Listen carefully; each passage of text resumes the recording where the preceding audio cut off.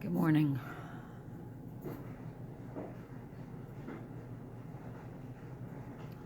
Fighting the male debarquement. So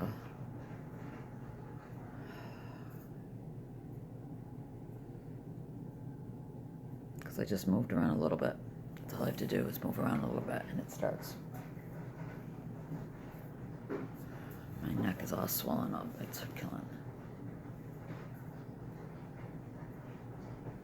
So give me a second. I'm sorry. I probably shouldn't have turned on the camera just yet because I'm doing this really bad.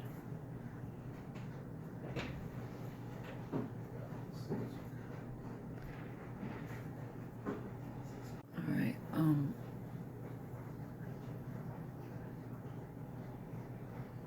clearly not gonna be able to go on the treadmill because I'm like this before. I can't go on it when I'm like this. And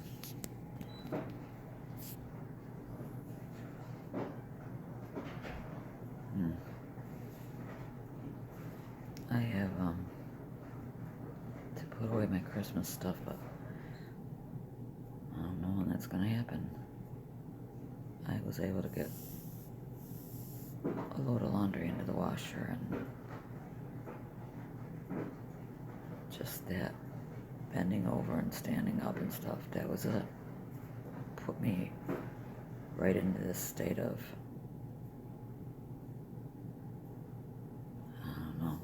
I don't know. It's bad again. It's really bad this morning. Oh, wow. It's not normal to have your head feel like it's doing this constantly. This is how my head feels. My head feels like it's doing this. It's not normal. So, oh Lord Jesus, please help me. Okay, I'm gonna sign off, and hopefully later it will get better. I don't know. I just wish I could figure out what causes this, because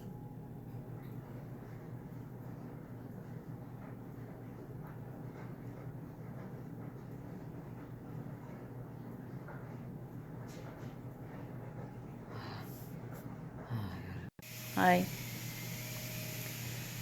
Popping in. I forced myself to get all the Christmas stuff packed away and put away. My husband's on a mad clean frenzy. He does this once in a while. He just starts cleaning, and I just have to sit here and kind of watch him. But I got a call from my father. He wants to meet with me, and he says he's ready to talk. He's ready to fess up. I never explained much of it, so I'll try to give you the Reader's Digest version of when he was married to my mother, 4 children, 2 brothers, and me and my sister. And he clearly started cheating on her, but no, she didn't know that. He told her lies. He told her stories that he was in the CIA, and that's why he would disappear for days. It started out with days on end, and then weeks. And remember, this is back in the 60s and 70s. There was no internet, no cell phones, no way to check out his story. And so she, being a housewife and ignorant, believed everything he frickin' told her. He was carrying on with 2 other women, I find out now, years later. When my mother finally did divorce him, after many years of her waiting for him to return to her, because finally he just left. He moved out and just completely left when I was about 8, 9 years old. He was gone. But she didn't know where he was or what he was doing, but, you know, again. Anyway, she divorced him finally when I was about 18. And we knew nothing. We didn't know where he was or anything. He apparently married another woman while he was still dating the woman he's married to now. Told them the same stories. Told both these women the same story he told my mother. And they all believed his garbage. But there's so much in that story that I still don't know about. Like, where was he? What was he really doing? Where was he living? Nobody knew where he lived. How can you date someone and not know where they're living?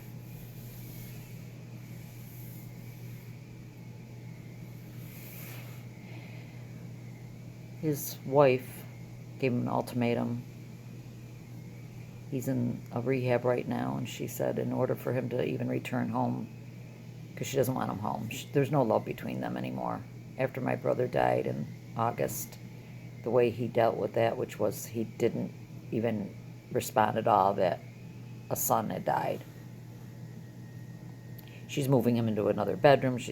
I'm getting into a lot of personal business. Bottom line is, he's never told me the truth. He's never explained himself to me. When we found him several years ago through a detective agency, I, out of the 4 kids, was the only one who confronted him, went to him, got in his face and said, "What the hell?"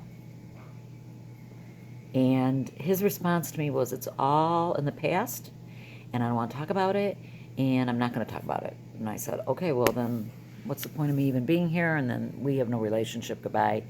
And then I was at a Bible study, and somebody had made some comment about, "Well, Lainey, he came back into your life for a reason. The Lord did something, and maybe it's to draw him and his wife to the Lord." Well, his wife did come to the Lord, and I spent the day with her again yesterday. She and I are very, very close. But as I mentioned in another vlog, I gave up on him and had made a decision not too long ago, that I just wanted to cut him out of my life because even seeing him was an annoyance. But anyways, he did call me today after his wife giving him the ultimatum in order for him to even come back into their house. And no, they're not really gonna live as man and wife any longer. But she won't kick an 86-year-old man out on the street.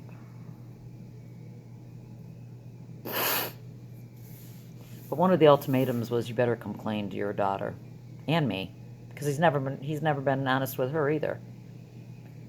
You need to just come clean. Well, he called me. He's got aphasia because of his stroke, so is that the right word? Anyways, he can't come up with, his mind is okay, but he can't come up with the right words when he's speaking, so sometimes it's hard to follow him. But anyways, point being is that he wants to meet with me. He says he's ready to talk. He goes, "I want to do a lot of talking. I want to make you happy." So depending on how my head works out the rest of the day, I may go see him later this afternoon, or maybe tomorrow, New Year's Day. Start the new year. I don't know. My head is still really woozy, and I haven't done anything. I don't know. I actually went out to 2 stores last night. Drove myself. Went to Target and went to Walmart.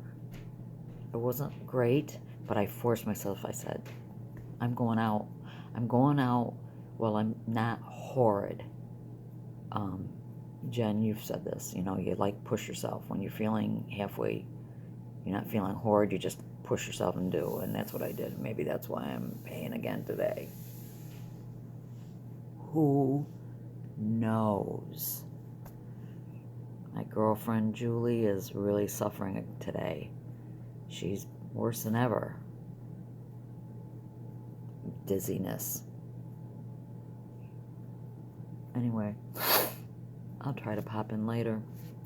Keeping heat on my neck, because my neck is definitely bothering me bad today. I'm gonna sneeze, so I'll check in later. Hey there.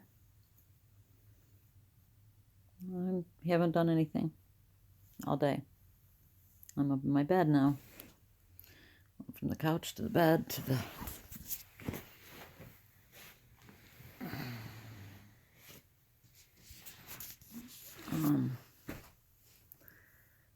male debarquement got really severe. It's just now starting to settle down.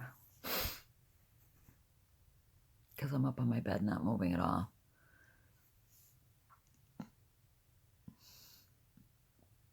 Excuse me, I'm sorry. And so that's it. Thinking it's the end of the year, and this has been the worst year of my life. Seriously. I've had bad years, but this one, hands down, beats all the rest. This has been the worst year ever. I lost my brother. I lost my mother-in-law. So much sickness, so many surgeries, so many ER visits. In my health, so many doctor's visits. Oh my God, I've seen more doctors in this last year. And my health just got worse and worse and worse.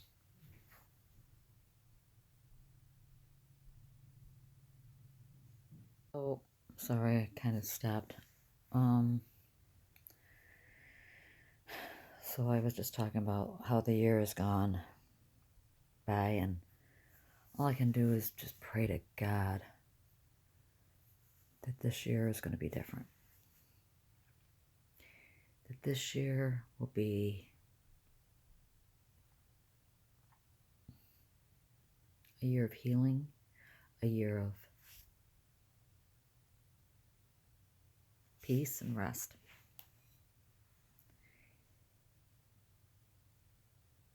Oh, that's all I can pray for, because it can only go up, right? I believe that this year was rock bottom, so it can only go up from here, in my opinion. So I'm working on my younger daughter's scarf.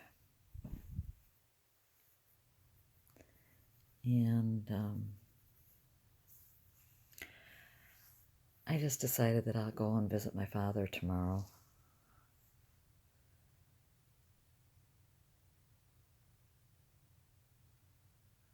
I don't know.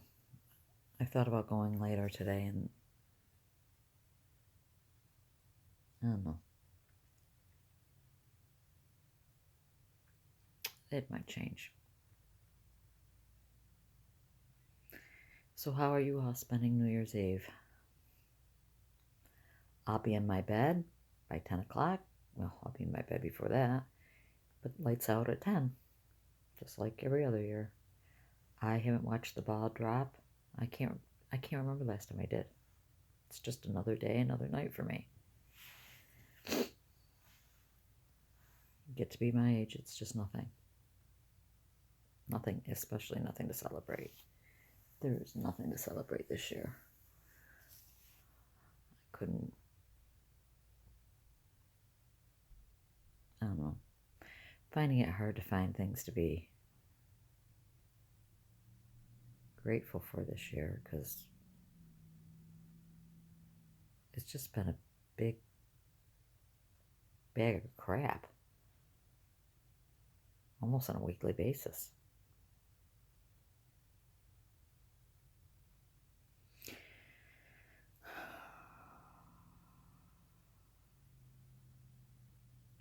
Well, sorry that I didn't have anything more to add. Just can tell you that the male debarquement is getting really severe. And my neck, and it just can't wait for somebody to check my neck and tell me what the heck. Somebody who knows what they're talking about, and tell me what is going on with my neck. So,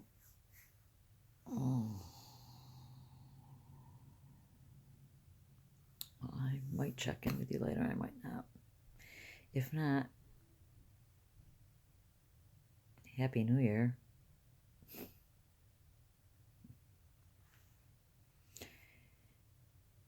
erase that.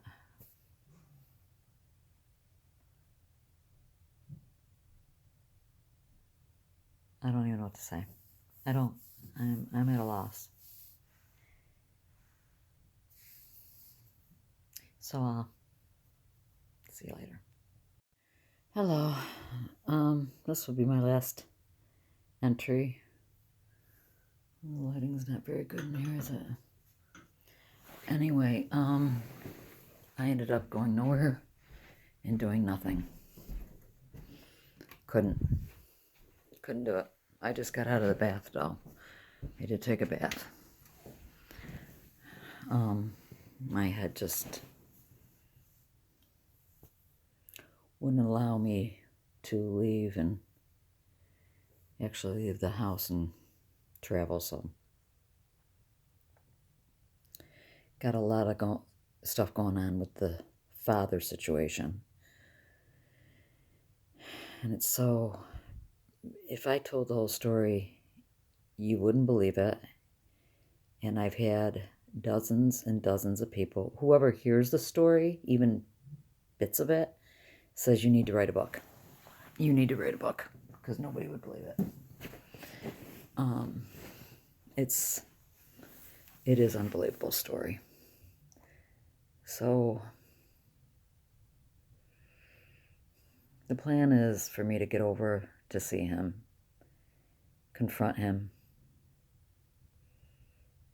and if he lies and refuses to give me the truth, I walk out, and I walk out for good. As a Christian, if something horrific happened to him and he needed me, I would be there, of course. Be there for a stray dog, but as far as us having anything to do with each other on a personal level, it will be severed completely as of tomorrow. This is his last chance. And I'm okay with that. I don't need more drama. Tomorrow's 2018, and 2017 is going to go out with a kick. My daughter's father-in-law is in the hospital with raging pneumonia, was brought into the ER today. He had been running a high fever for 2 days and coughing and other stuff, and they waited too long. They should have taken him in yesterday, but so he's deathly ill. And my oldest grandson, who was out sledding yesterday, has been in bed and on the couch the entire day, throwing up his gut. Vomiting and vomiting and vomiting. So, needless to say, that's probably going to get spread around the rest of the household, and it's like, it never ends. The sickness, and it just never ends, and I'm so tired of it. I'm tired of all of it.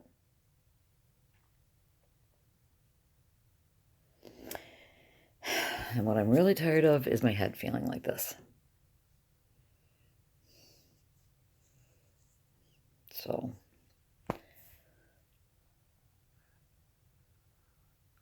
Wednesday, I go and do this, and Thursday, it's not looking really good for me to be able to get to Connecticut because the weather is not supposed to be good, and it's a 5-hour drive when the weather's perfect. When the weather's not perfect, that would make it, let's say, a 7-hour drive. Nope, can't do it. Can't drive there 7 hours, be there for 2 hours, and drive 7 hours again. No, I could never make it. Never. Especially with the way my head is. No way. So, and we had talked about this when I first met this doctor, that because he had spent some time here where I live in his residency or something, and he knows the weather in Syracuse, New York. I don't live in Syracuse, by the way. Central New York.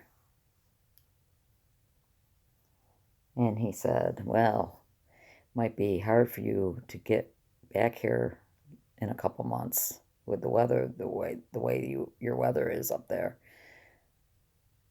And he was straight. I'm not gonna worry about it right now. Right now I gotta worry about tomorrow.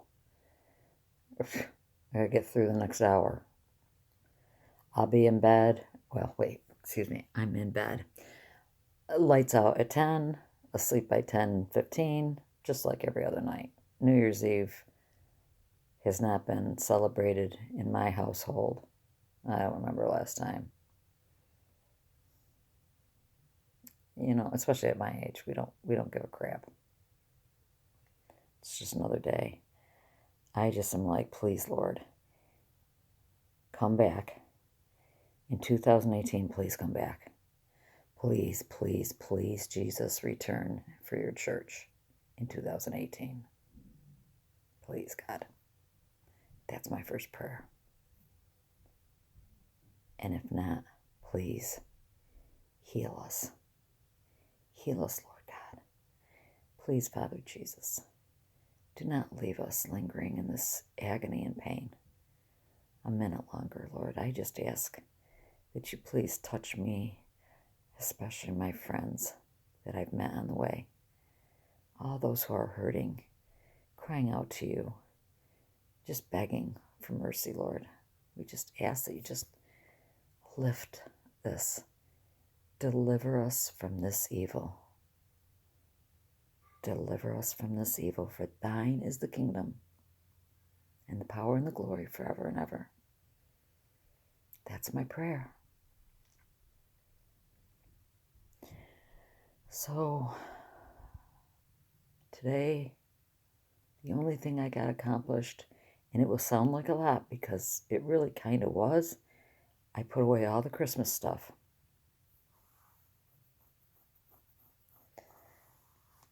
Other than that, I've done nothing else. Just took a bath.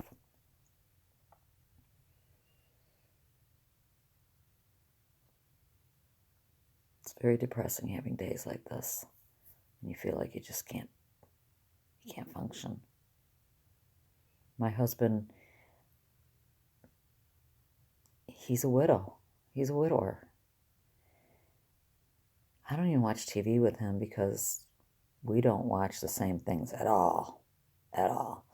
I'm like into the home garden TV and the shopping channels, and he's into obviously sports and stuff. So we have a TV in our bedroom, a rather large TV. There it is. And I watch my TV up here in my bed, and he watches TV in the family room. I eat my meals up here. We don't even eat at the table anymore. We haven't done, he eats alone, I eat alone. It's like we're two shadows in the dark, or whatever that saying goes. It's sad, and it's not him, it's me. It's all me. I am so wrapped up in how crappy I feel. I have nothing to give. And what little bit I have, I give to my kids or my grandkids. Should be my husband. Kind of being really out there and giving you guys way too much information right now. But I'm just feeling bad because it's New Year's Eve, and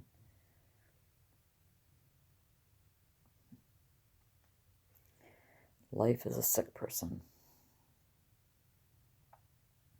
Don't do anything together. He waits on me. He cooks. I told you he was on a cleaning frenzy earlier. I mean, he vacuumed every square inch of this house, upstairs, downstairs, cleaned all 3 bathrooms, scrubbed the floors. I mean, he just cleaned and cleaned and cleaned. And I sat. I did a load of laundry. I'm sorry, I forgot. I didn't do something else. I did a load of laundry.